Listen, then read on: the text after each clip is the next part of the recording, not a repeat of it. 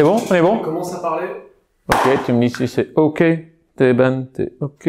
Oh, oh, oh, oh, oh. C'est bon? On peut y aller du coup? C'est bon? Ok, let's go! Allez, comment on fait pour bien calculer un viager? Ça, c'est une bonne question.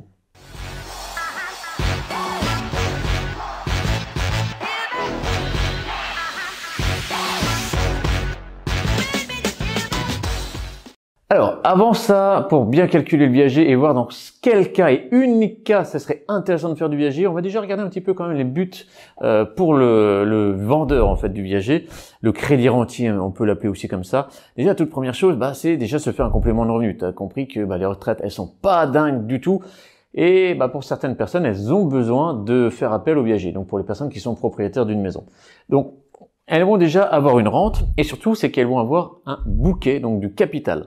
C'est-à-dire une partie de la valeur de la maison en une fois. Et ça, c'est plutôt cool parce que si elles veulent faire un achat important, peut-être renouveler une voiture, faire une donation à ses enfants, ça c'est des choses qui peuvent vraiment très bien se faire. Et bien ça, c'est cool parce que justement, le bouquet, lui, est exonéré d'impôts et donc déjà le vendeur, tu vois, son intérêt, ça peut être plutôt cool. Ça permet aussi de protéger le conjoint. Et ça, c'est quand même pas négligeable parce que par exemple, sur une des deux personnes qui font le viager, donc les vendeurs, il y en a une qui disparaît, et la rente, t'inquiète pas, elle va suivre le conjoint et il y aura toujours une augmentation de revenus. Donc ça, c'est quand même plutôt protecteur quand même pour le vendeur. Ça permet aussi, comme tu augmentes les revenus, de diminuer les charges. Les taxes foncières, elles vont augmenter, les charges de chauffage, etc. Tu l'auras compris, ça augmente et avec ta retraite et qui baisse, il n'y a pas de revalorisation. Ça arrive, je peux te dire que ça remet une soupape pour eux. Donc, comme je te disais, le bouquet, lui, il est exonéré d'impôts. Et après, donc, il y a les rentes qui viennent en plus. Et ça, les rentes, c'est quand même plutôt pas mal parce qu'elles sont quand même exonérées à 70% d'impôts. Donc, par exemple, c'est 1000 euros, eh bien, une exonération de 70%. Donc, ils ne paieront des impôts que sur les 300 euros. Donc là, c'est quand même assez confortable quand même pour une retraite.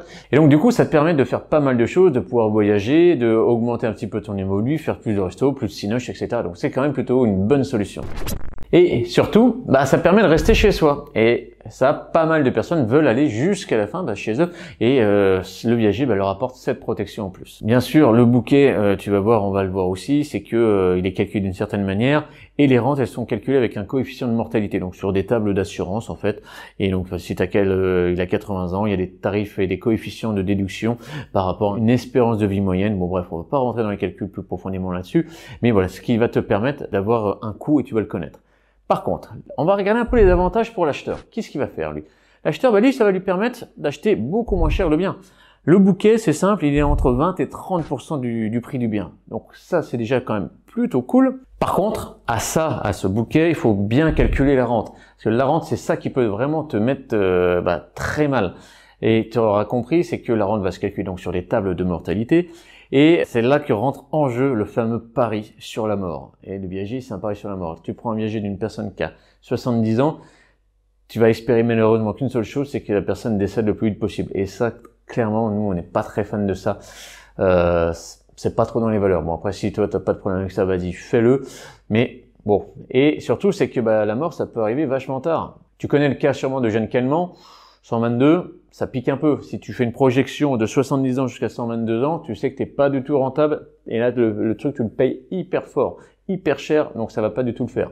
Donc, même si déjà on fait sur une prévision jusqu'à 100 ans, ça commence déjà à piquer et donc il faut être vigilant par rapport à ça. Alors, pour se prémunir de ce fameux pari sur la mort, il y a une possibilité, une modalité d'achat. C'est la fameuse modalité d'achat sur de la nue propriété. Si tu achètes la nue propriété du viager, là, du coup, les coûts vont être connus à l'avance et le nombre de rentes va être connu à l'avance. Et là, ça te permet justement de bloquer le tarif auquel tu vas payer ce bien immobilier. Donc, ça va être le seul cas, à mon sens, où là, ça va commencer à devenir intéressant. Mais il va falloir réunir une autre condition très importante. C'est quoi? C'est que le viager soit libre. Tu vas me dire, c'est quoi encore? C'est encore une autre condition. C'est que sache que le viager, c'est soit c'est libre, soit c'est occupé. Occupé, la personne reste dedans et elle vit jusqu'à la fin. Ou sinon, libre, et donc ça veut dire que la personne va vivre ailleurs. D'accord? Donc là, ça peut commencer à être intéressant parce que si tu achètes en nue propriété avec un coût déjà connu à l'avance et moins cher que le prix du marché, là déjà, potentiellement tu fais. Et si c'est libre, ça veut dire que tu peux déjà le louer. Et là, c'est plutôt cool. Par contre, il faut bien faire son calcul et être sûr que tu es dans le bon trend, dans le bon tunnel entre ce que tu dois reverser, ta rente tous les mois et ton loyer. Mais ça te permet techniquement quand même de faire en sorte de sortir de là. Par contre, ça veut dire que tes loyers doivent payer absolument ta rente. Et s'il y a un couac là-dedans, bah du coup, t'es mal. Parce que si tu ne respectes pas, il y a une clause résolutoire qui va te dégager et te faire out le truc et tes sommes vont être perdues. Donc ça, tu auras compris que c'est un petit peu chaud quand même. Donc voilà. Donc la seule possibilité et où est-ce qu'on trouve que c'est rentable le viager, c'est celle-là. Et il n'y en a pas d'autre. Parce que sinon, si tu fais pas ça, qu'est-ce qui se passe? Tu payes 20 à 30% du bien, ok? Et tous les mois, tu mets. Donc en fait, tu prends pas de loyer. C'est toi qui en verses un. Où est-ce que c'est rentable? Pour moi, c'est pas forcément le bon plan. Le seul bon plan, c'est vraiment, comme je te l'ai dit, donc viager libre avec de la nue propriété. Et là, tu peux t'en sortir. Et encore, il faut vraiment choisir la bonne zone pour le faire.